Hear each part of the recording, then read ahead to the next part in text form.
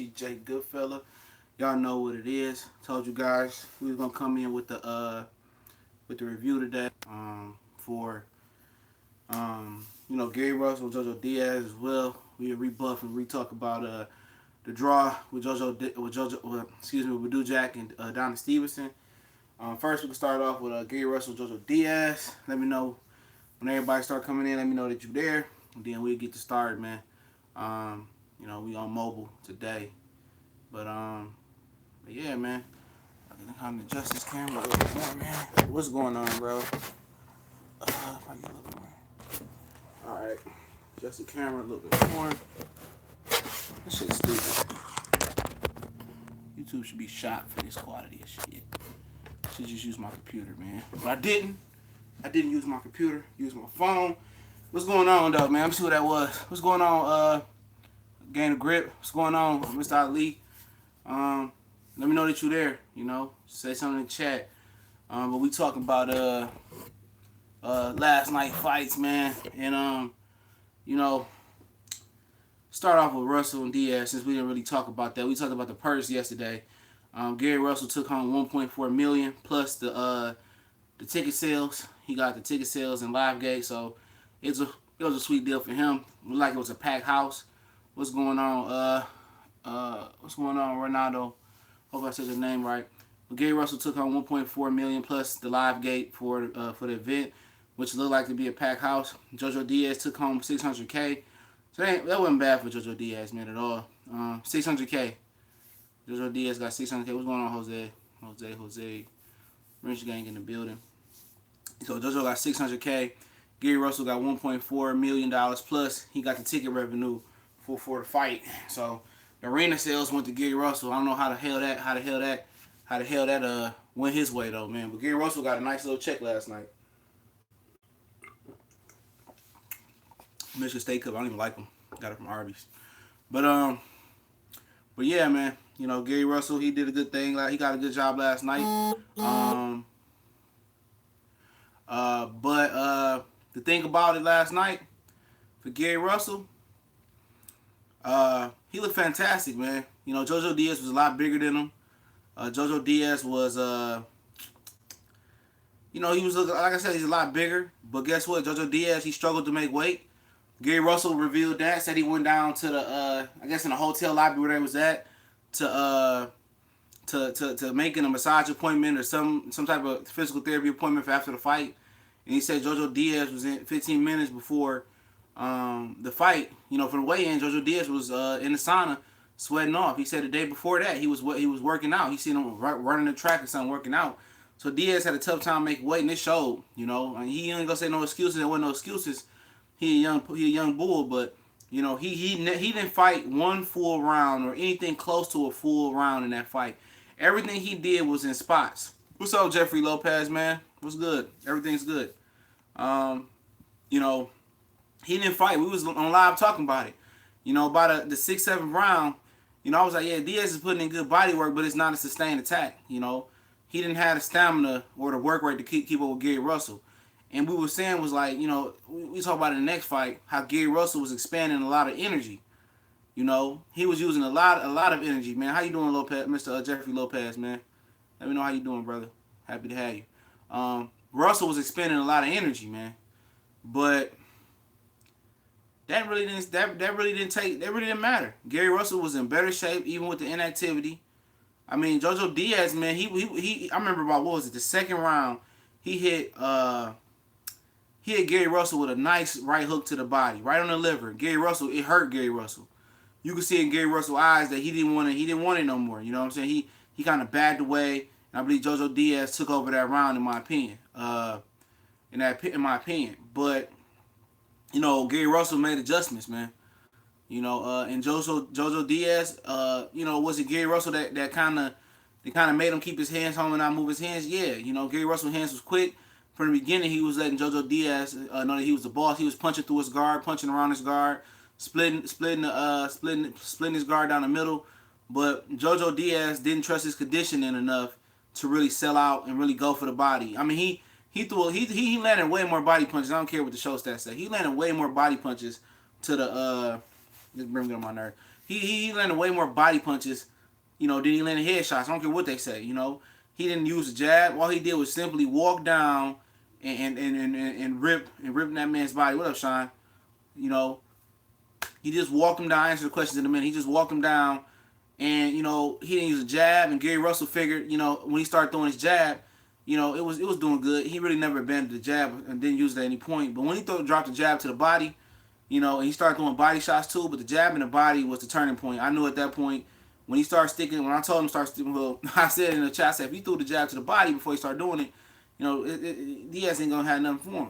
And that's what happened. He dropped the jab right to the pit of the stomach, and Diaz it just really turned his offense completely off.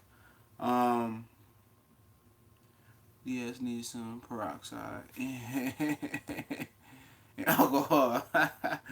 but yeah, when Gary Russell dropped that jab to the body, man, it was over with, man. I know it might seem little to a lot of people in here, like, yeah, that was important. Because when you can establish that jab to the body in this type of fight, that's why you see when people get aggressive with Floyd, you see with Madonna, Floyd would drop the jab to the body a little bit, and it kind of throws up their whole offense, man. And he was working the jab upstairs, doubling, tripling it up with Gary Russell. He was punching around the guard.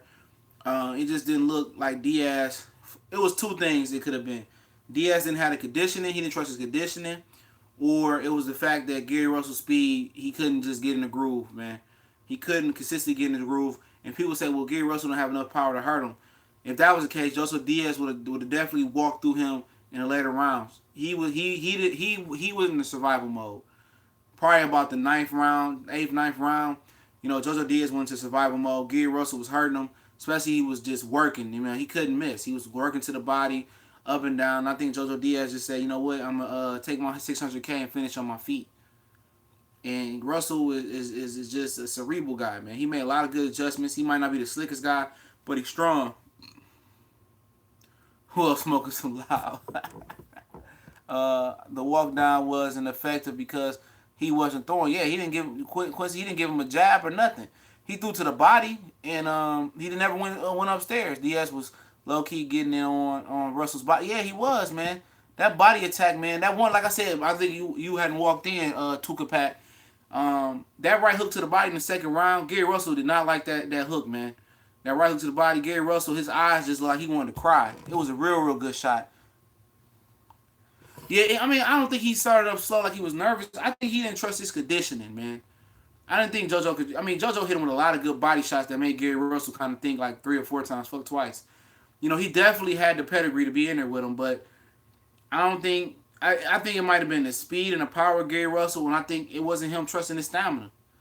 He would walk him down, and then he wouldn't just throw. He'd just throw one body shot at a time, 2 body shots at a time, and then he did go upstairs a little bit too. I didn't like he didn't go upstairs enough, but he would try to counter Gary Russell's left hand, whatever, and come over the top with his left hook, come over the top with his overhand right.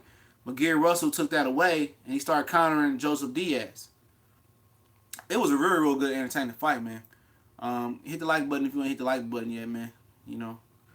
But it was a real entertaining fight, man. It was a real crowd-pleasing fight. I thought it could have been fight of the night going into the fight.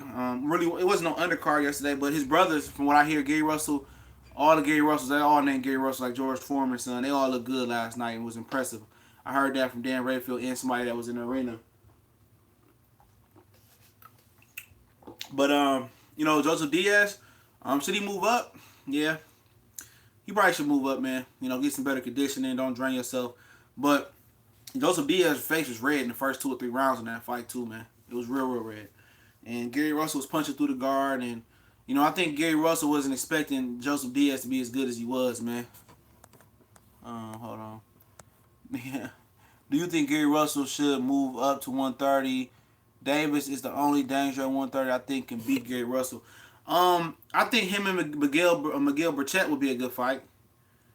Because Burchett is a good game guy.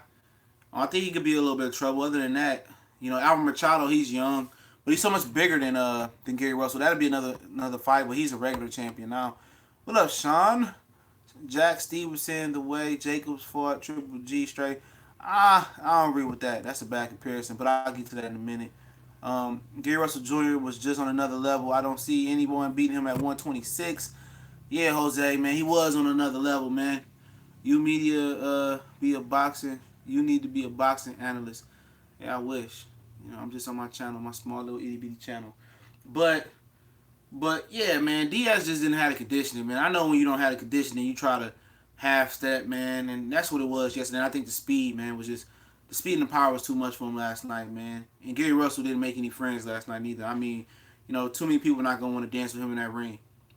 You know, like I said in my video I just dropped, you know, like it or not, man, they trying to give him the Rigondeaux treatment to freeze him out. But for Joseph Diaz, it could be a move up in the future, man. I think he should move up.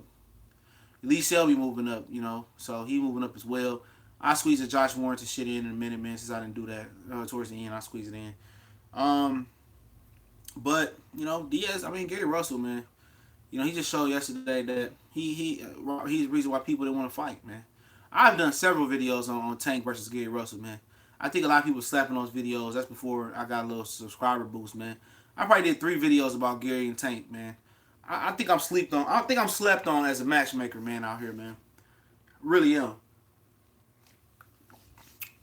Cause I've been talking about that fight before it became, you know, before last night. I mean, I talked about that fight like 7, 8 months ago. 2 or 3 videos, man. Tank and Gary Russell, man. It makes sense.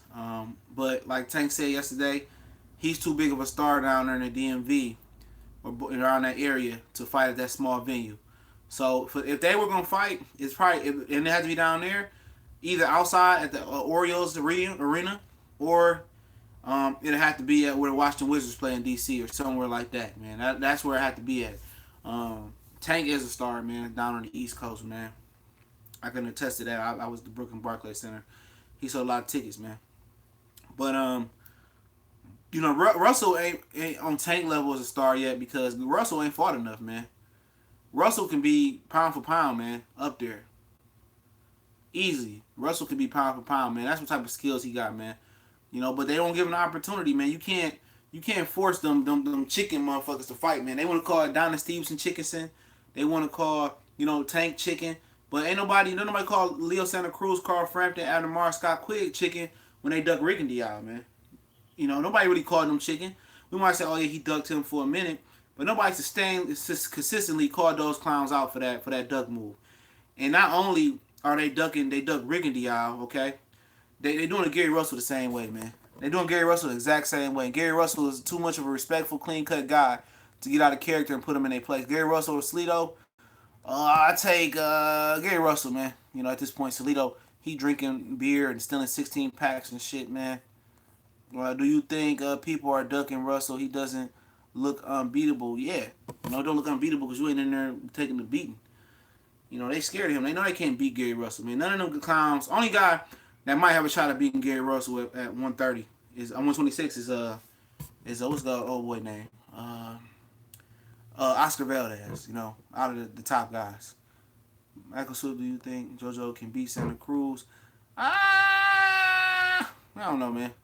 Not at 126, Jojo can't. Jojo ain't got enough stamina for Santa Cruz, man. I don't like Santa Cruz, man. Tank too good for Gary. He might just be too big for Gary Russell too, man. But Gary Russell said he getting this way, he got to do it. CJ, you and Ticket make the most videos. Yeah, I can't keep up with Ticket though. That motherfucker, man, I don't know what he be doing. And that nigga do live streams at the drop of a dime. That motherfucker got 3 channels. 2 or 3 channels. Man, I can't keep up with Ticket, man. Jojo beats the fuck out of Santa Cruz. I believe he can outbrawl Valdez. I don't know, man. Not 26, man. 30, maybe he could beat Santa Cruz. I think Jojo Diaz just only got the stamina, man. I think he just outgrown the weight class. But if he had the stamina, I probably could see that happening. Valdez, man, I don't know, man. He could probably be. I don't know. Valdez is a good fighter. He been in too many wars already, though. Yes, featherweight is super stacked, man. The reason why featherweight really ain't took off because them guys don't fight each other, man. That's the issue, man. Featherweight division, it's like the fucking welterweight division. Nobody want to fight nobody. If Jack get to fight with Kovalev, I see Kovalev knocking him out. No, I don't believe so. I mean, y'all discrediting what Jack did last night, which I'll get to in a minute. I'll give Jojo credit. He foregoing to Russell's backyard. He did all right, but just banking on his size. Yeah, you can say that.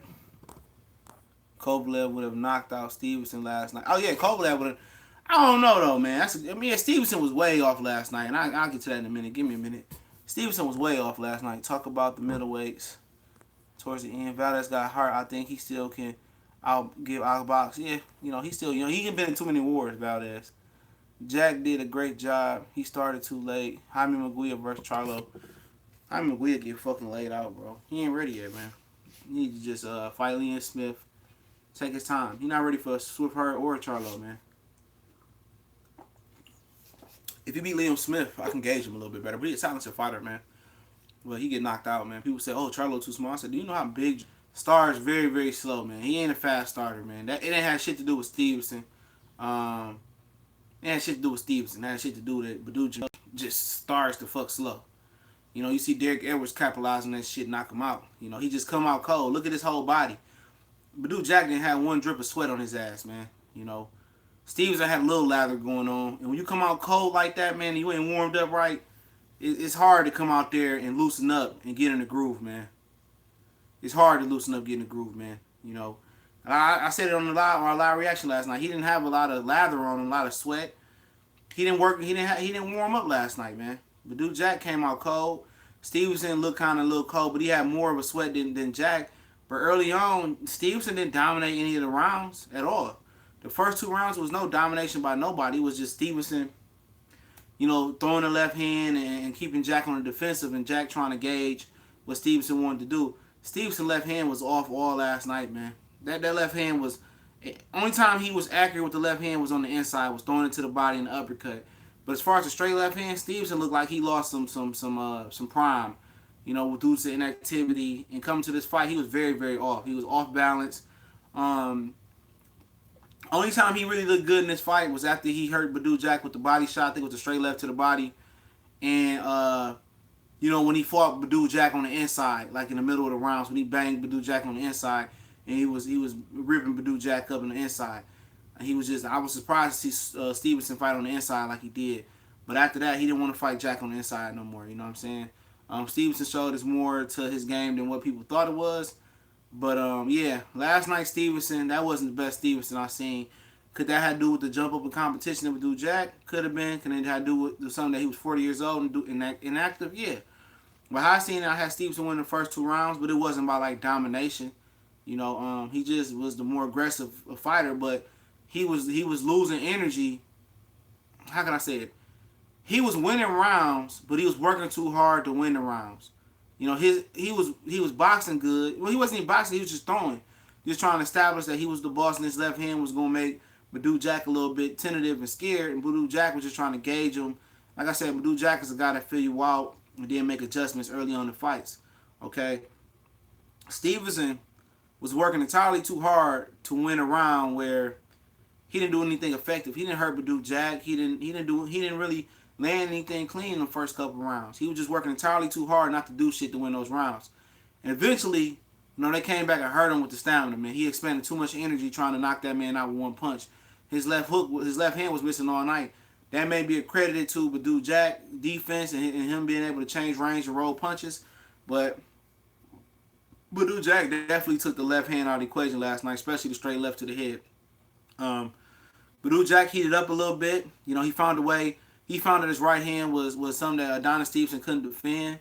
Maybe the right hook or maybe the straight right down the pipe. He couldn't miss Adonis Stevenson, man. Then he started to find some right hand to the body. Then his jab started to get in there with Stevenson. He started to work. And he started putting rounds in the bank, man.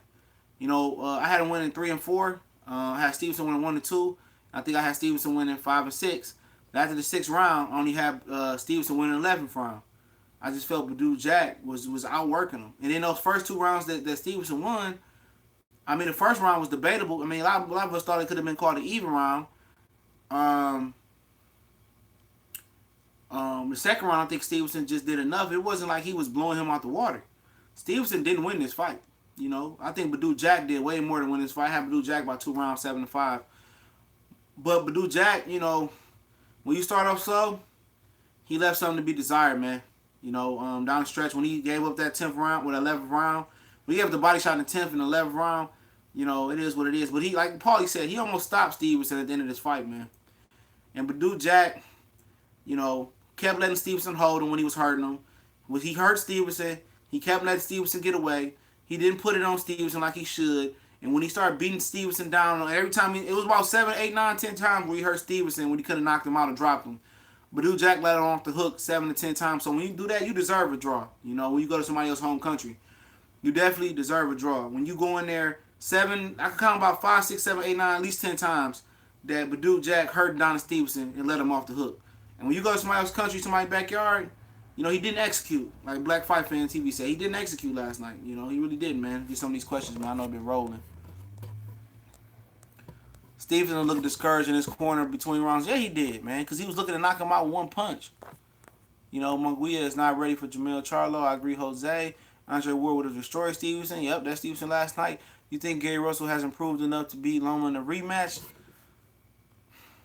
Nah, possibly. I don't know.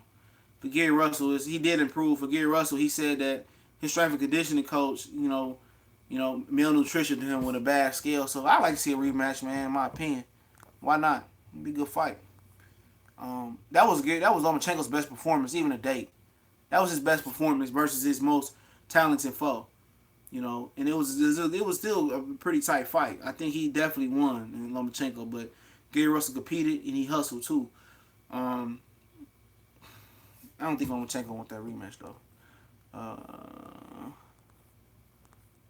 This fight also exposed the downside of 10-9 scoring. Yeah, it did, Pi. It did. You know, and I'm gonna tell you how you can improve that shit. Canelo wouldn't even beat Canelo if he wasn't the cash cow. He doesn't have a weight class too small without. Yeah, you're right. Yeah, you really don't have a home. Ward should have fought Stevenson. Yep, but Ward didn't want to share the purse with Stevenson. Terrence Crawford, Earl Spence. I answered that at the end. Badou Jack versus Gilberto Ramirez. If Ramirez gonna move up, because Badou Jack can't move down. Spence Chinche. I ain't worried about Spence right now. I ain't getting to that shit. I'll get to it towards the end.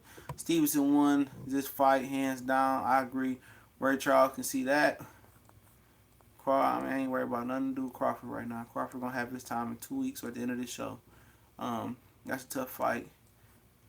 With Jack won rounds and it was brutal, but when Stevenson won his rounds, it was nothing special. I agree. I just said that.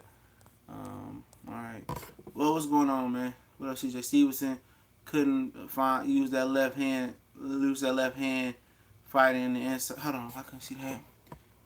What up, CJ? Stevenson couldn't use that left hand fighting in the inside.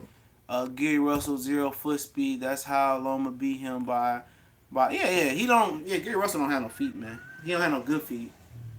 I will say that. He don't have no good feet. Yeah, Lomachenko just sidestepped him, man. You know, but somebody said something else. Excuse me. Yeah, well, Stevenson did use the left hand on the inside a little bit, man. He tried with that uppercut. I think he landed an uppercut on Jack. You know, he banged the hooker there, but yeah, Stevenson was a lot off with that left hook last night. And that's credited to Jack, man. You gotta give Badou Jack his credit, man. You know, Badou Jack, you know, he rolled, he controlled distance. He timed the left hand. A lot of opponents wasn't able to time it. And he countered it, man, with a lot of right hands of his own. You know, Badou Jack was upside his head with that right hand. Was it straight, overhand, right hook? He put his jab in there. He got a little bit to the body. But Badou Jack failed, like I said, by having Stevenson hurt and not finishing him. And he failed by letting Stevenson tie him up on the inside and not being able to work on the inside. And the ref, Stevenson tied up so much, the ref just was like, I'm just going to break him up every time, man.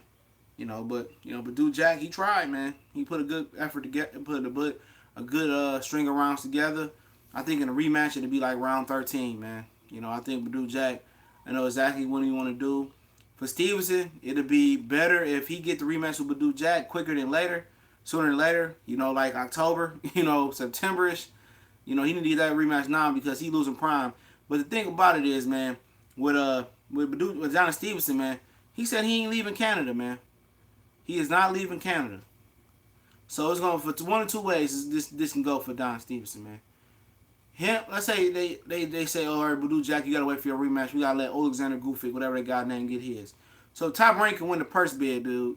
You know, that's a way that can get Stevenson out of Canada. But Stevenson is probably gonna make sure his promoter and his manager Al Heyman always win purse bids, man. It's gonna take somebody like Alexander Povetkin $1 billion backing to get Stevenson out of Canada. Stevenson said, "I don't want to leave Canada." He don't want to leave Canada. That's bullshit. That's total bullshit. But you know, he got the belt, and that's the wrong guy to get the lineal championship WBC title belt to. You know, he wouldn't want to come to Vegas. No amount of money, I believe, that's in reasonable, understanding in boxing would get Stevenson out of Canada. It's gonna be up to Badou Jack to get Stevenson out of Canada, man. And he don't want to leave. They're not gonna force him to leave, or WC can strip him. I wouldn't be against that, stripping him down to Stevenson, man, because he's not gonna try to fight Alexander Goofy. That's why he was so quick to. That's why he was so quick to say, okay, I'll fight Badou Jack in the rematch, because he don't want to fight the Alexander Goofy kid. They know he possibly can win the purse bid and get him up out of Canada. I don't think Alexander Goofy is that good right now. He's still young. He got some good qualities, but was it Craig Baker, man? He left a lot to be desired. His last fight, it wasn't impressive neither. So people just jumping on his bandwagon because of the potential. Potential may not manifest until, raw, actual skills come fight night versus Donald Stevenson, man. So, he's big, he's strong, he's a good matchup, but he's no Bivol, he's no Kovalev. Now you talking about Badou Jack and Kovalev or Adonis and Kovalev. People overrate Kovalev, man. His best win is what, over Campella or David Caverly or Bernard Hopkins. His best wins, man. People know that Kovalev can't take it to the body, dog, and Kovalev don't have a hook. When you ain't got to worry about a hook, and somebody can't take it to the body, they quit. It gives you more confidence, man. Always like the Badou Jack Kovalev fight, man. Kovalev got a good punch, and so did Adonis Stevenson. Kovalev got good power in both hands, but they all straight punches. It's nothing looping. Everything is coming down the middle. So you don't have to worry about him hooking it, him going to the body. He'll go to the body some, but he don't have a hook. And he's mentally fragile right now. Kovalev ain't stepped up in competition. He fought what? After getting beat by Ward, how do we know that Kovalev is back to what he was before Ward? We don't know, because he ain't fought nobody. He fought the Igner guy, and he fought Travinsky. Travinsky, he had been knocked out by Sullivan Barrera already. So we don't know what Kovalev is bringing to the table. So that's the mystery right there. We'll find out in the Elder Alvarez fight. I guess if I haven't watched a lot of Elder Alvarez. I don't know how good he is. He was at the fight last night. We'll find out if Kovalev, his cockwebs is completely clean out of his head. He didn't got spiritual. He didn't start ballet dancing. Andre Ward got him doing the twinkle toes and shit right now. So we'll find out soon enough, because these first two fights since the Ward fight, man, they ain't proved shit. To me. And I think, Badou Jack will have an excellent chance at beating him, in my opinion. Just off the body work, man. If you get to the Kovalev body, because Kovalev ain't the same fighter that Stevenson is on the inside, man. I'm not saying Stevenson good on the inside, but Stevenson understands how to hold on the inside. Kovalev will just let you whoop his ass on the inside, man. So I don't hold Kovalev to a mystical or his mystique too high, because I don't know if he's back to what he once was, or people just know that the game, how to set the game plan and how to set the trap for Kovalev. If you want to hit the like button, go ahead and smash that like button, homies. But it is what it is, man. I think it'll be an excellent fight. I think Kovalev will beat Stevenson. That's Stevenson last night. I mean, I don't even know, man, to be honest, because both of them is ran down, man. But for the Stevenson thing, his left hand was off last night. Maybe that was Badou Jack. Because Badou Jack was controlling distance. He was rolling punches a little bit last night. And maybe that's because of Badou Jack. Kovalev ain't the defender Badou Jack is. I'll tell you that right now. But he does have a good jab that'll set up some things. Kovalev, he feints a little bit, but he ain't the feiner that Stevenson is. I mean, at this point, this would basically be like reheating up cold pizza, man. Fight Stevenson and Jack. I mean, it won't be as good as when it was hot out the fucking out the pizza shop, but it still will be a formidable fight. But I think Badou Jack can beat Kovalev. I have to see how Kovalev look at his next fight, man. But I don't hold Kovalev to the highest regards like people once did, man. A lot of people say thought Kovalev was this mystical being out there, man, but he wasn't, man. What up, Stevenson? Stevenson couldn't use that left hand fight on the inside. Oh, y'all got to that. Gary Russell has 0-6. I got to that. Oh, what's going on, Quan? What's up? I gotta get on the computer. I don't have my computer. I have to give you a wrench if I go on go live on Google Hangout. I got you. Those are only two ways I can see the fight going. If Jack won the fight last night, he Ward would have came. No, Ward said he ain't coming back to light heavyweight. Ward said even if he was coming back, it wouldn't have been at light heavyweight. He says that it's Badou Jack time. He did pick Badou Jack to win last night too. Stevenson problem is that he has poor conditioning. He clearly didn't train for 12 rounds, and being 40 doesn't help that. I definitely agree. You can see in the lead up to the fight he was only training for one knockout. He kept saying one punch, one punch. It only takes one punch, don't blink. And that one punch never came because Badou Jack was so aware of it, and he wasn't like everybody else who was scared of that one punch. He was able to counter it and do his thing. Russell ain't gonna beat Loma, average foot speed. Probably right. The fight was boring as fuck. I don't need a rematch. That fight wasn't boring. Hell no, that was a good ass fight between Jack and Stevenson. I don't know what you was watching, Quan. That shit was good as hell. Especially after the second round. That was a good fight. I thought Stevenson was gonna KO Jack because Jack gets hits a lot, but Jack really surprised me in this fight. Yeah, man. You know, some guys get hit and they be like, all right, they know you're a big puncher, they can make the adjustment. I had a draw in the rematch. Jack will watch him. I'm not sure Stevenson could legally leave Canada. Oh, that's what it is. Legally leave Canada. Okay, I didn't know that. I didn't know that he couldn't leave Canada because of the little pimp thing. You know, when he was a pimp, he got charged. But don't he come down to the Crunk gym and train though? I thought he came down to Crunk and trained a little bit. Maybe I'm tripping. Maybe he did because I know he used to work with Emmanuel Stewart down in the Crunk gym. So maybe he violated his probation or some shit. I don't know. I have to look in that. Maybe he can't leave Canada. I always thought that he would come down to the Crunk gym, before it burned down, whatever happened to it, man, and could train. I heard he couldn't come to the U.S. for some reason. Okay, maybe that's true. Can Stevenson even leave? Maybe he can't leave Canada. I remember Drake said in his song, I got a couple niggas who can't leave Canada, though. However it go. Kovalev is a great boxer. He just can't beat Ward. No shame. I'm not saying, I don't think he's a great boxer either. I don't think Kovalev a great boxer. Who the fuck did he beat to be great? He don't have a hook. He quits. He's a good light heavyweight. Better be stop Kovalev, Bivol, and hold on. Better be stop Kovalev, Bivol, and drop Usyk in the amateur super series. Okay, I didn't know that. But better be. I mean, that's the amateur. I'm pretty sure all those guys are better. I don't really see it in better be like everybody. Seeing like this dude, he's that monster. Neither I don't see it. And that one last fight he fought on ESPN, man, he left a lot to be desired. Now, I no shame in losing to Kovalev. I mean, losing the war, but I mean, I never thought that Kovalev was special like that, man. I thought he was a good fighter, but he ain't beat nobody special. Alvarez is a beast. Okay, I gotta check out Eddie Alvarez. Blue Jack was circling left. That's why Don Stevenson left was non-existent. Oh, you mean right or left? Because if you circle left, yeah, to his left, you're right. Yeah, right away from it. Yeah, he did make the he did make the mental note not to walk right into it. And then he rode it a few times too, man. He was at perfect distance not to get hit by it. He made Donis reach a little bit longer than he wanted to, taking the snap off of it.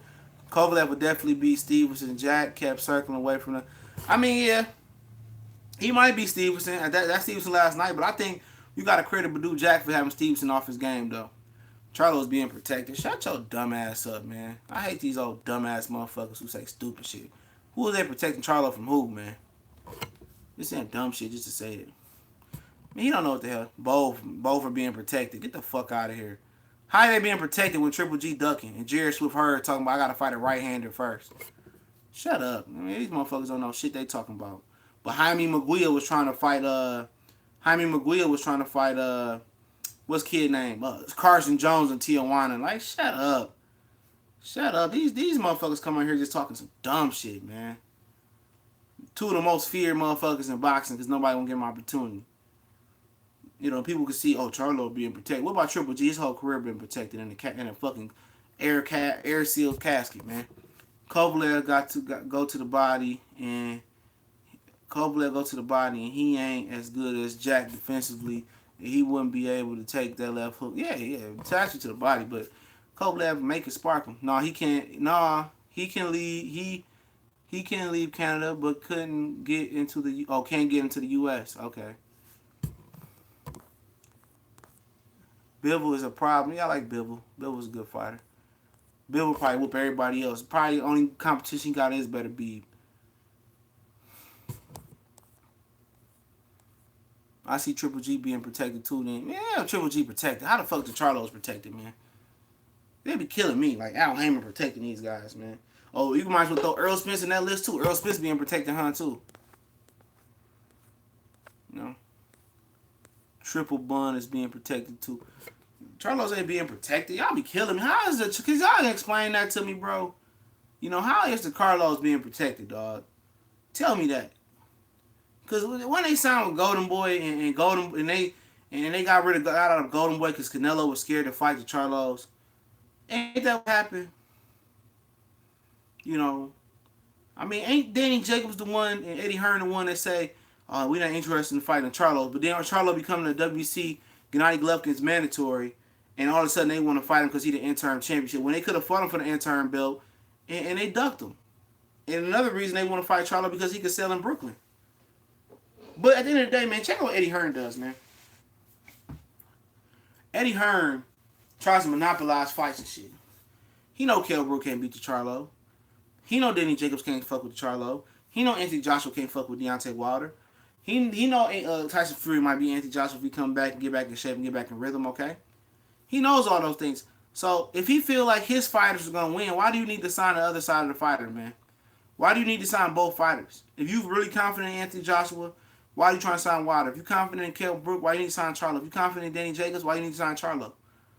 You don't need to. If you got confidence in your fighter is 100% gonna win the fight, it shouldn't be no issue. You should go ahead and run it. But that's just the way that dude run, man. You know, it's just the way he run. Hearn is big. Yeah, Hearn is bigger, but guess what? Charlo is probably, perhaps, the biggest puncher at junior middleweight, other than him and Jaime Munguia might be the two biggest punchers at 154 pounds. You know, Charlo ain't fought no. I mean, Hearn ain't fought no puncher like Charlo or Jaime Munguia at 154 pounds. Arizona Lara or Trout or Tony Harrison or Jojo Dan. You know, Jojo Dan, whatever that guy's name, he changed his name to. That Kell Brook fought. None of them punch harder than Charlo or Jaime Munguia. I will say that. Don't forget to smash the like button if you're here, man. As your channel grows, I hope you stay trill with this boxing. Showtime, HBO can't trill no more, I hope. Oh, yeah, for sure. I'm always going to keep it 100. No stupid. Motherfuckers that like Quan that been here since day one, since I had background music, already know it ain't shit changed. Spirits Charlos are the most feared, man. Yeah, you know, most feared. But other than that, man, that's what's that, man. I thought Jack won. Josh Warrington and Lee Shelby. That was a good fight last night, man. Josh Warrington, he ain't the biggest puncher, but he nasty, gritty, dirty, he's scrappy, and he was well prepared for Lee Shelby, man. He was very, very well prepared for Lee Shelby. His trainer should definitely take pride in everybody that helped prep from Lee Shelby fight. He was prepped well. Anything that Lee Shelby, which I held in high regards, did, that Josh Warrington had an answer for it. And everything that Josh Warrington did, Lee Shelby had no answer for it last night. So, congratulations, Josh Warrington, IBF Super Featherweight Champion, man. Jamil Charlo will go to Hearn's body and potentially stop him. Possibly. Nobody knows that Charlos are big punchers, man. I mean, how do you not know they big punchers, man? I'm not sure about the middleweight Charlo because he just moved up. But Jamil, I mean, what he got, like 4 straight knockouts now or some shit like that? Golovkin, you don't know he a big puncher. He just bum bashed and knocked out every bum he seen. When he got to Danny Jacobs, a guy that been iced before and dropped before, he didn't get the knockout no more. You know, he got the Canelo Alvarez, a guy that was seen to be a blow up, welterweight at one point, and a junior middleweight. I mean, he didn't get the knockout, so maybe you got a point there. Hearn can box as well as go wide. Yeah, I know he can box. He can box on the back foot, but I mean, he ain't effective. He more effective going forward. He ain't gonna outbox nobody at the top of junior middleweight division. Trust me. He could do that to Frank Garza and box on the back foot and walk him into some shit. He tried to box on the back foot with Charlo or Jaime Munguia. I believe he might be a little bit of trouble. Who unified with Gary Russell? Nobody. Leo Santa Cruz, man, he ain't gonna do it, man. Unless, if I'm Showtime, man, I'm telling no, the Japanese guy, Ryder Murata, he's fighting in October, man. I think I did a video on it. He fighting the guy that he fought for the gold medal. So not Jaime Munguia, but Triple G. Ryder Murata will not be fighting Triple G. Ryder Murata is fighting in October versus the gold medalist. I think he's signed by Top Rank as well. So it sounds like Triple G gonna have to fight Canelo or fight Sergio Zinchenko, man. Because his Ryder Murad is fighting in October versus the guy he beat for the gold medal. And the guy's from Brazil. His name means slip and dodge or something. He's all right. I see some highlights. I can't give a full assessment of him, but it like Triple G and Canelo 2 don't happen, man. I think it's gonna happen, but you got a higher possibility of happening than Wilder and Joshua. I tell you that. Let me see. Yeah, he do get hit way too much, bro. Hearn has a chance to be the biggest star. He can fight Charlo. Yeah, he got an excellent. He right. He got an excellent. He has an excellent path to superstardom, man. You know, just like how Demetrius Andrade had a path to superstardom. All he had to do was be the Charlo, be the Lara, and then Canelo would have had to fight him and be the Trout. Canelo possibly could have got a Cotto, moved up to 160, and people would have been looking at him different, would have beat and won a title there. But mismanaged, mishandled. But other than that, it was a good fight, man. I don't think we have another major fight until June 9th. And June 9th is Leo Santa Cruz taking on Abner Mares, Jamel Charlo taking on Austin Trout live from the LA Staples Center. I believe that's from the Staples Center. And then also that night, ESPN Plus app, you got Terrence Bud Crawford taking on Jeff Me So Horny. Jeff Me So Horny. So you got them fighting. And then a week after that, you got Earl Spence in Dallas fighting Carlos Ocampo. I heard it's 15,000 tickets, man. I thought it was the venue fit, the Dallas Star venue fitted 12,000, so he's close to selling out that fight in Texas. Before I get into Q&A, I got a Regis video coming, Regis Progress. Damn, it slipped my mind. I had a couple videos coming, man. I should have wrote them down. I know I got a Regis video coming. And some other videos. Once I clear my mind out, I can think about what videos I got coming up there. But I know I got a Regis video coming, man. A couple more videos for the night. I might do another live stream, but yeah, man.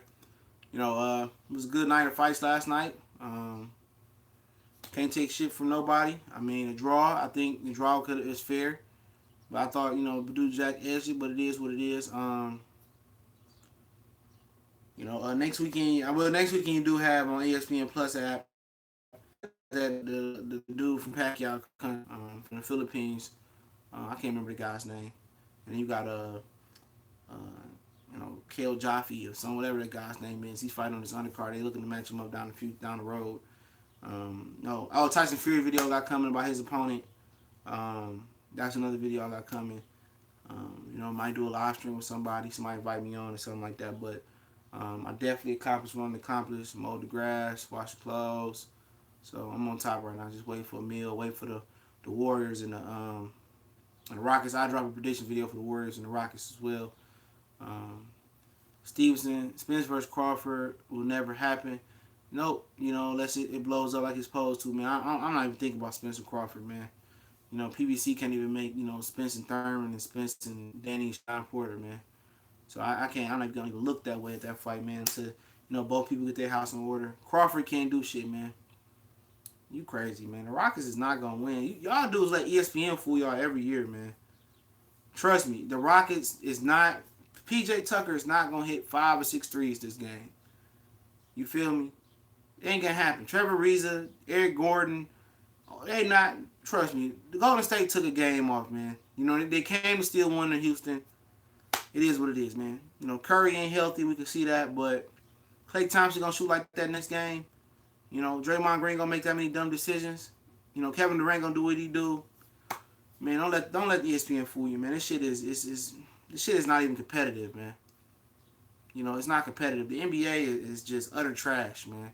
There's no parity in the NBA. There ain't never been great parity in the NBA. It hasn't. But at least where Mike played, at least you seen, he go to the Pistons, but you got the champions, you got the Lakers, the Trailblazers, the Sonics, the Suns, the Jazz.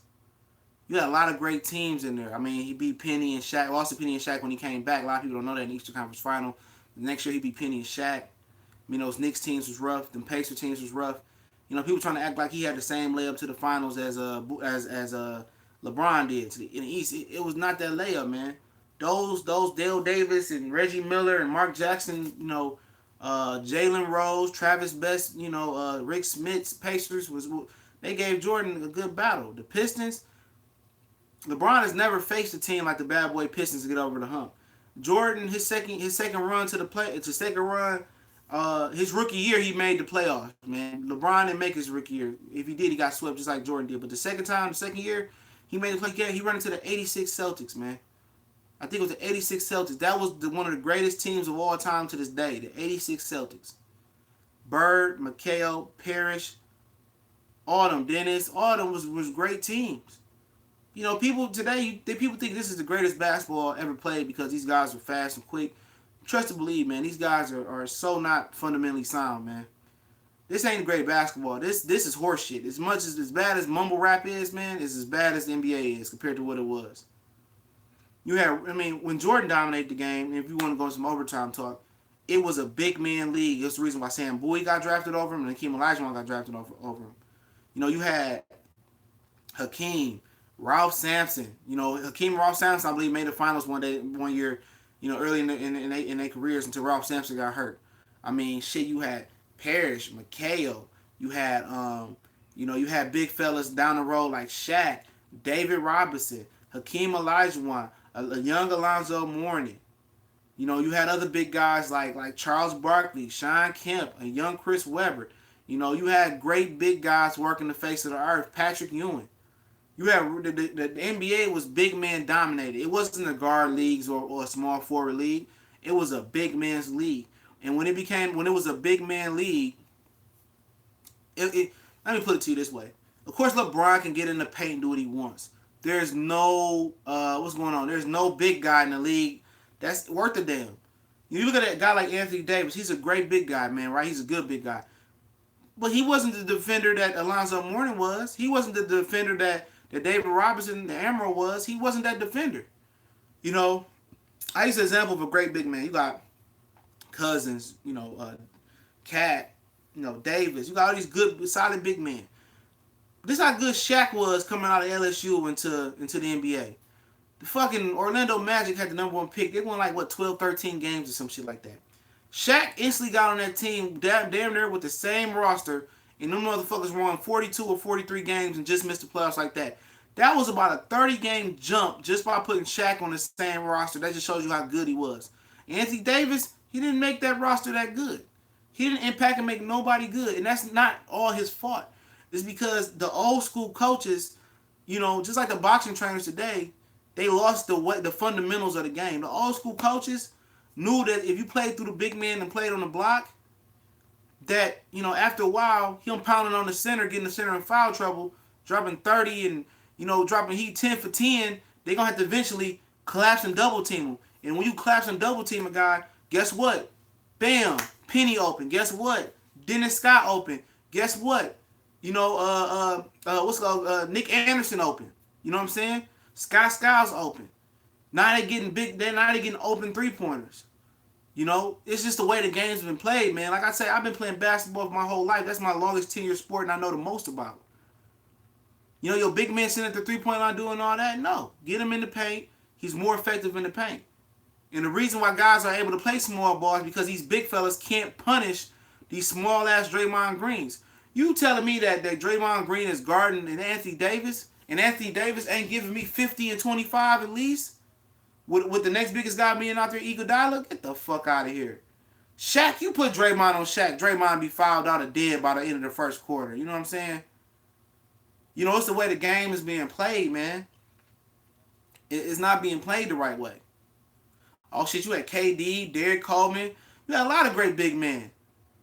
Dale Davis, Theo Ratliff. That was pretty straight defensively. Marcus Camby. Charles Oakley, there go a good one. Dennis Rodman. People don't know about Dennis Rodman. What's going on, man? Shout out to H-Time. You don't know about Dennis Rodman. Dennis Rodman can guard all 5 positions. Dennis Rodman was one of the greatest all-around defenders of all time. And Larry Bird dropped fucking 30 on him and made him say some racist shit, man. What the fuck did Dennis Rodman say? He said something like, if he was a black guy, if Larry Bird was black, he wouldn't be getting all these accolades. It's because that motherfucking Larry Bird fried his brain on people saying, oh, Bird can play the game or them guys can play. Them guys would dominate today. The physicality was a totally different story back then, man. Bird would probably average 50 fucking points, man. Jordan probably can average 50, 60 points today. But you can't touch him and it's all cakewalks to the lane. You know, Rick Mahorn and Bill Lambert used to make Jordan pay. This motherfucker used to leave Detroit crying in tears, man. You know, a lot of these guys don't know this because, you know, ESPN won't educate you on the real shit, man. Everything got to be filtered and shit like that, man. That was real ball, man. That was real ball. No, that was real basketball. I lived through that shit, man. That was my favorite. The 90s and going back watching the 80s was great. You know, LeBron has killed the appeal of the NBA, man.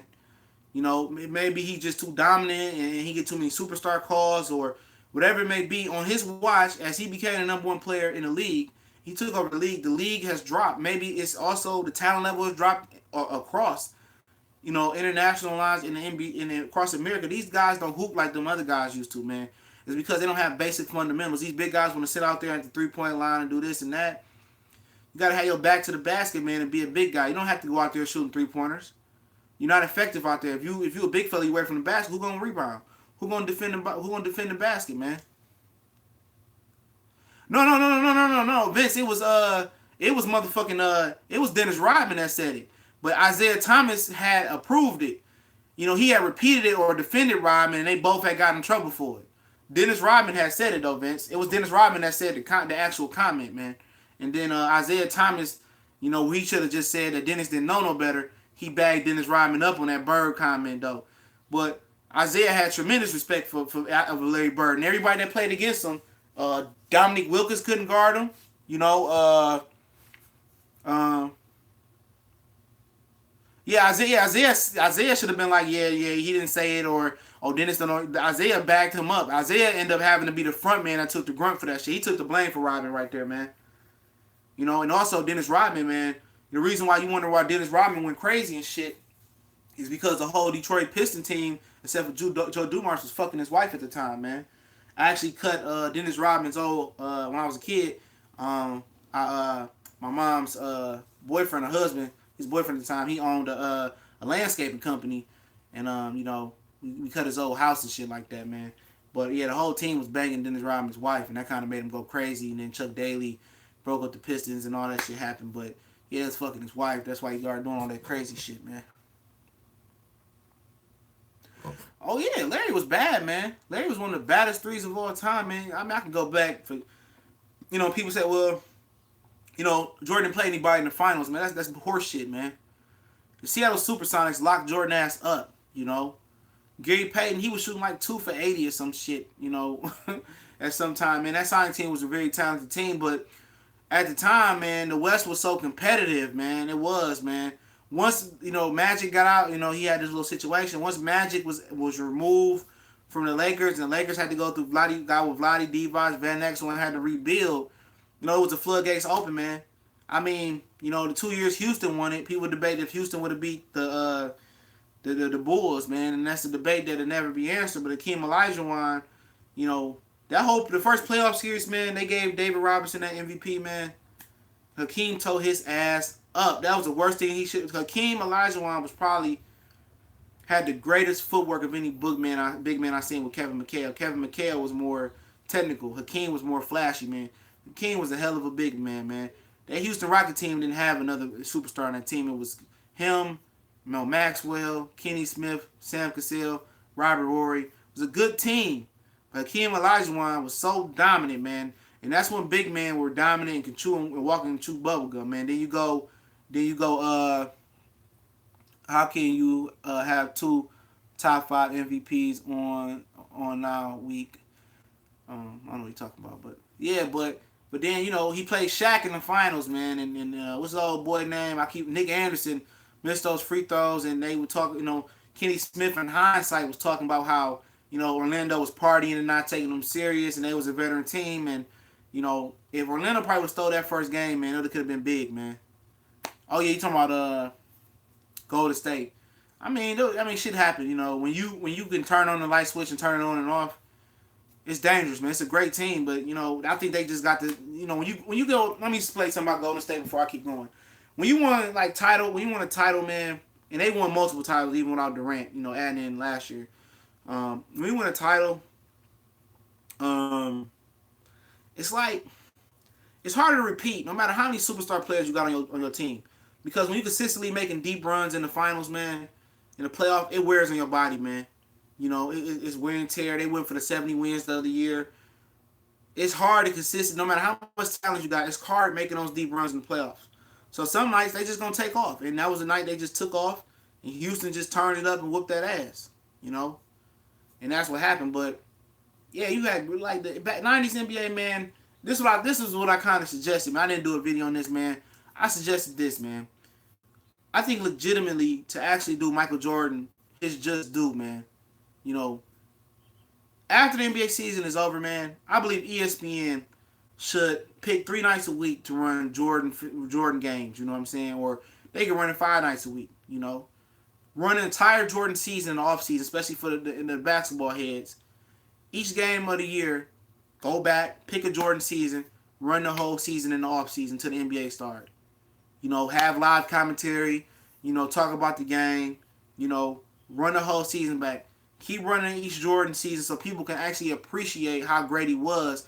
And I believe if you continue in the NBA offseason to run Jordan seasons until the seasons run out, I believe that the public, will actually understand how great Michael Jordan was. Michael Jordan, man, in the video, man, I've seen nobody greater than Michael Jordan on the floor in my lifetime. I understand Dr. J was like Michael Jordan to a lot of them guys back in the 70s, and I understand how great he was. I understand how great Pete Maravich was, Jerry West, Bill Russell, Wilt Chamberlain, and all. I watched a lot of those guys play, but I've never seen a player as good as Michael Jordan. I hated Michael Jordan. I wasn't a Michael Jordan fan, man. I like the shoes and shit. The shoes was like $70, $80 back in the day. Not like 160, 200 like they is today. But I've never seen nobody as dominant as Michael Jordan, man. It was an 88 slam dunk contest, defensive player of the year, first team all defense, MVP, scoring champion, all-star MVP, all in 1 year, man. All in 1 year, scoring type, all that. He played both sides of the ball. People say, well, he had help. Jordan didn't have a lot of help, man. Jordan make niggas look better than what they was. Because look at it, man. Before Rodman got there, he had, Horace Grant, Pippen, John Paxton. That nigga ain't had no great team. Then he ended up getting Dennis Rodman, Luke Longley, Tony Kukoc. They wasn't no great players. Ron Harper, he had tore his knee up. He wasn't what he was supposed to be. He wasn't. He wasn't. I agree Kobe was better than LeBron. That's not even a fucking debate. Jordan didn't have these great teams, but one thing that those Jordan teams did do that goes underrated? They defended the ball. They defended. They had great team defense. Pippen could control the point forward position and let Jordan get some time off, but Jordan can play without the ball. Jordan can post up. Jordan can run off screens. Jordan can break you off the dribble. Jordan can spot up and shoot. Jordan had go-to moves. Jordan had crossovers. LeBron, what is LeBron's go-to move? Put his head down and get to the foul line?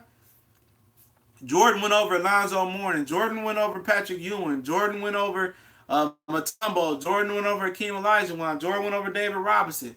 Fuck LeBron go over? Dwight Howard?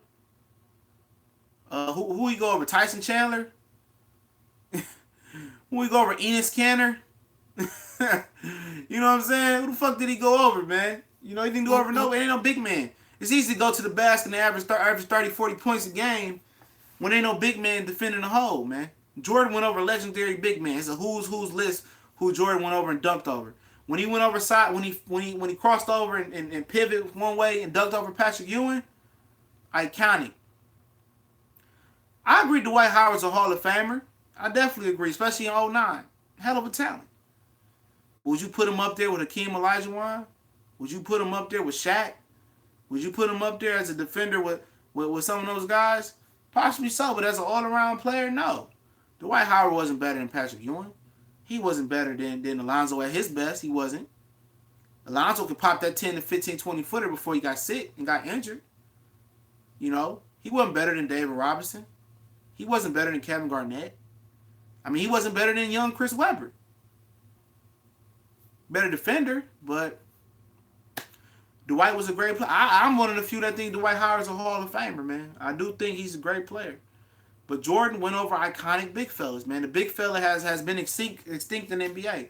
And now that we getting guys that's big back, Karl Anthony Towns want to shoot threes. Embiid want to shoot threes. What the fuck y'all shooting threes for? Cousins want to shoot threes. That ain't how you win. You know? Ain't nobody seen that motherfucking Jordan play for real, man. I lived through that shit, man. I used to root for the motherfucking Pacers to beat them every year. The Knicks, the Magic, man. And most people think, my friend, I was talking to him, man. He didn't know that Michael Jordan, when his comeback year, when he had the 45 on, he lost to the Orlando Magic. You know, he came back. This is the year he came back. He lost to the Orlando Magic in the Eastern Conference Finals. It was Penny, Shaq, was it Horace Grant on that team? It was a hell of a team. The Orlando Magic team was one of the greatest teams never to win a title, okay? He lost, but the next year he tore their ass right on up. You know, he had a full year to train, and Jordan was a cold-blooded killer, man. His skill level was so much different from LeBron's, man. I mean, you couldn't compare it, man. You know, he was one of the most gifted mid-range shooters. He had the turnaround, he had the crossover. He was a great player. But somebody said Cat was soft. They talking about they might trade Karl Anthony Towns. They might trade Karl Anthony Towns for a first round pick to Phoenix, and that's for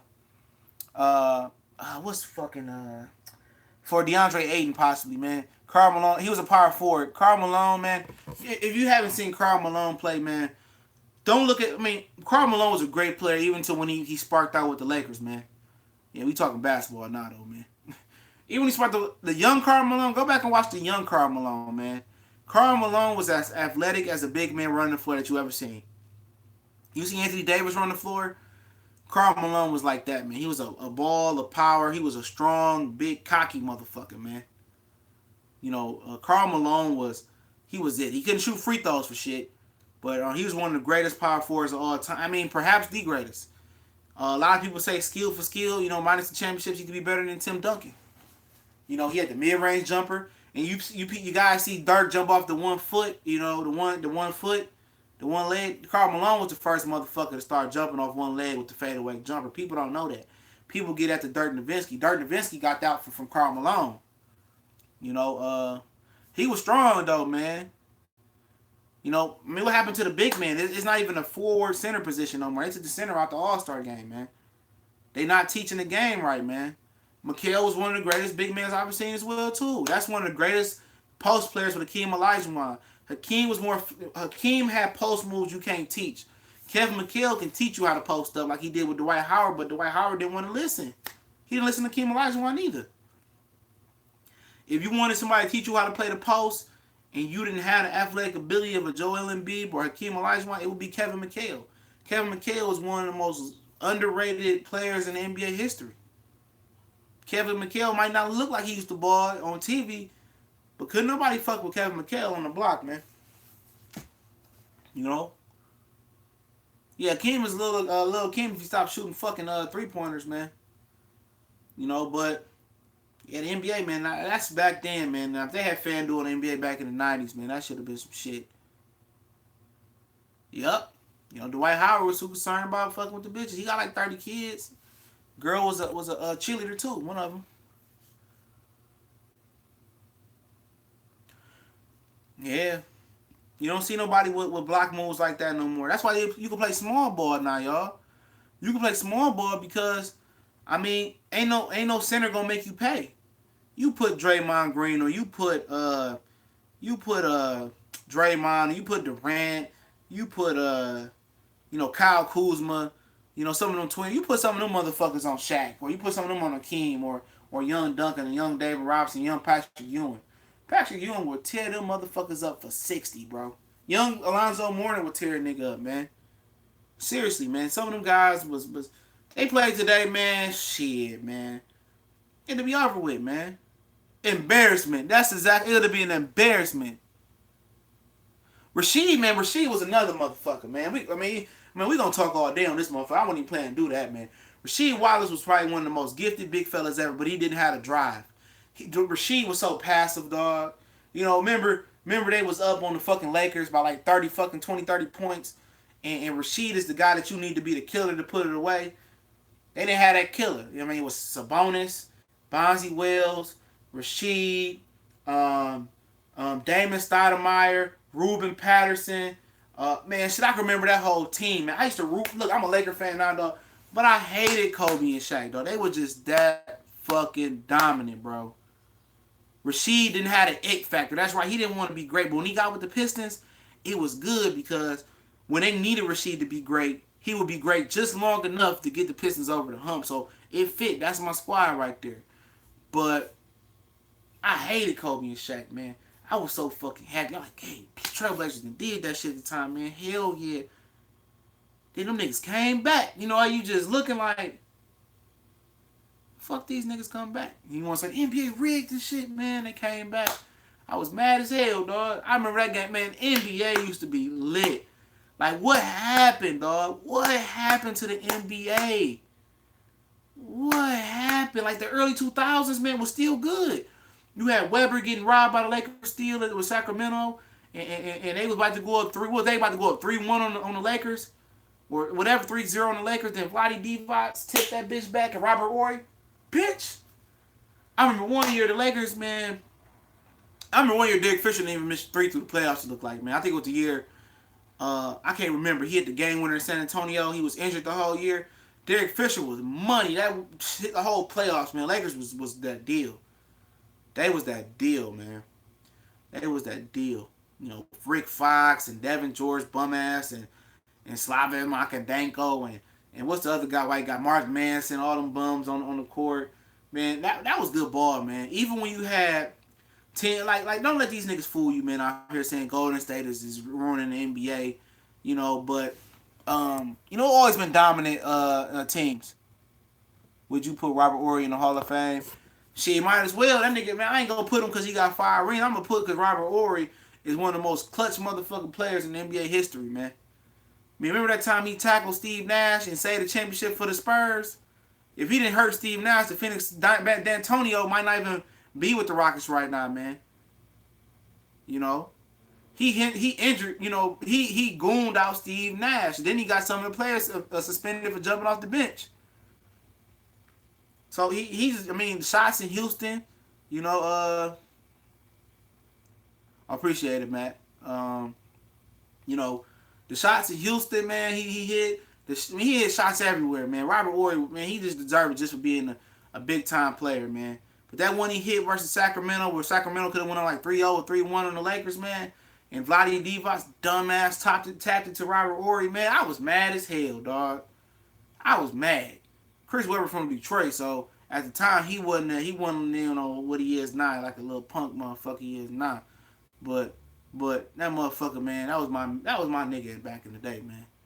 You know what was it? Mike Bibby had traded Jason Williams to Vancouver. It was Mike Bibby, Young Peja, Doug Christie, Bobby Jackson was my nigga off the bench. Vlade, Matt Pollard. Man, they had a deep time. Hedo Turkoglu was the 18th man off the bench. That was a hell of a squad, man. That was a great squad, man. The Lakers, man, say what you want to say. They might have robbed some great teams, and the NBA might have pushed it that way, but they beat some hell of a squads, man. I don't know what the NBA went bad at, man. You know, after the Lakers era, maybe it went back when San Antonio started playing New Jersey in the finals with Kerry Kittles and Richard Jefferson. How the fuck did the fucking Nets make it that far, man, with that team? Yeah, Doug Christie's wife had him on him fucking leash, dog. She didn't let that nigga do nothing. But how did New Jersey make the finals, though, man, with that team? That was before Vince Carter got there, man. You know, that's when the NBA started to go bad, man. I think I can just track it in my memory. When the Nets and the fucking Spurs played in the final, that shit was horrible, man. And that was the most worst series I've ever seen in my fucking life, man. That was like 02, 03. I don't know, the Nets made it back-to-back years, and because I'm a Piston fan, that's my hometown team. So, you know, we kept losing to the fucking Nets. So when we got Rasheed, we finally got over the Nets, over the hump. We should have had way more titles than one again, man. Like the Bad Boys Pistons, we should have had 3 titles. They called it Phantom Foul on Bill Laimbeer on Kareem back in that, was it 87, 88 finals. But we should have had more. We should have drafted Carmelo. We should have went on. But I ain't gonna get into that shit. But man, the NBA like right there, man. I think about '03 and after the Pistons won in like '04, basically when the Spurs kind of got integrated as being like a dynasty, that's when the NBA kind of dropped off, and then LeBron picked it up a little bit, um, and he dominated in Miami for 2 years, as far as winning championships. But I mean, Carmelo would have been overrated because he would have fell in our system, though. You know what I'm saying? He would have learned how to win.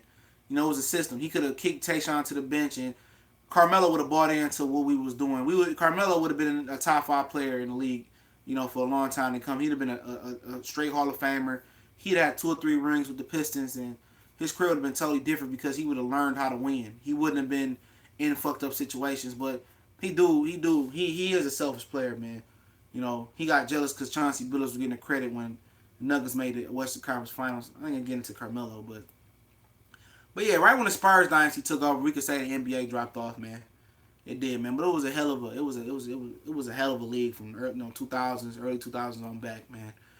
Jordan dominated. You could say that, but it was exciting, man. It was a new team almost every year, man, because Houston and Seattle and Portland and all those was trying to make it in. I remember Houston tried to make it back. They lost to Utah, I believe, or somebody in the West. It was Utah in the Western Conference Finals. They added Charles Barkley and Pippen. Niggas thought Pippen was a more of how can I say it? Was more of a dominant player because he was with Jordan. You know what I'm saying? They was like, all right, he with Jordan. He make Jordan look good. Jordan make him look good. But what it was Jordan made Pippen a lot better than what people believe, man. I had Jack and I had Jack by 7-5 as well too. But people thought Pippen was better because he with Jordan. He was part of a winning team. You got to Houston, he wasn't who niggas thought he was. You know what I'm saying? He wasn't that guy. You got to Portland again. Portland was like, I ain't happy with it. I mean, I could take a draw, but I wasn't happy with it. But well, when he got to Portland, they thought he was gonna take Portland over the hump. He didn't take Portland over the hump. Pippen was a good player, but Jordan made him better. I don't care what nobody say. Jordan made Pippen a good player. But yeah, you had other good players. Tracy McGrady was good through the early 2000s. He was, he was supposed to have Tim Duncan and Grant, but Doc Rivers, dumbass, running Tim Duncan out. I would fire Doc Rivers right now, man. Yeah, he was a great role player, man. People overrate him, dog. He was a great defender. He gave you what he could on defense. He was the ultimate glue guy, man. He was the ultimate Robin to Jordan's Batman, and that's kind of what LeBron can't find. LeBron can't find that ultimate Robin. It's like Michael kind of made Pippen feel more important than he actually was. Where LeBron, he can't really do that. He can't make a Kyrie feel more important than he actually was. It was like, when I ain't got the rock, I mean, I don't feel like scoring. You go ahead and score. Oh, Kyrie, I don't even want the game winner. You go ahead and take the shine.